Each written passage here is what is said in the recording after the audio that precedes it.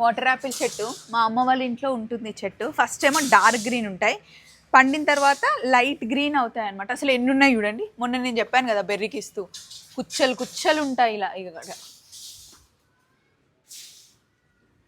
ఇవి పింక్ కలర్లో కూడా ఉంటాయి. మా అమ్మ వాళ్ళ ఇంటి దగ్గర ఈ చెట్టు. అలాగే అది కదంబ పుష్పం అండి, కదంబం చెట్టు. దానికి కూడా ఎన్ని పువ్వులు వస్తాయో, అసలు ఎంత పెద్ద చెట్టు. అటు ఇటు వైట్స్కి అడ్డొస్తుందని చెప్పి లాస్ట్ ఇయర్ మొత్తం కొట్టేశారు.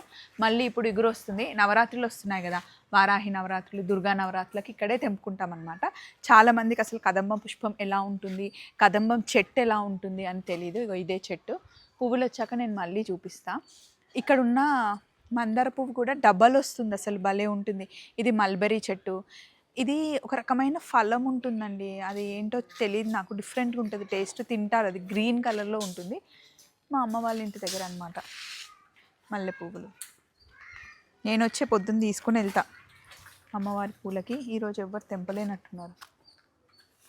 కార్లో పెడతానమాట ఇలా మల్లెపూలు తెంపుకొని కార్లో వినాయకుడి దగ్గర వేస్తే దేవుడికి పూలు పెట్టినట్టు ఉంటుంది. కార్ అంతా మంచి సువాసన ఎంత బాగుంటుందో.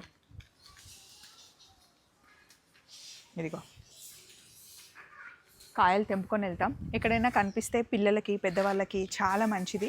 షుగర్ పేషెంట్స్కి ఇంకా మంచిది. బాయ్.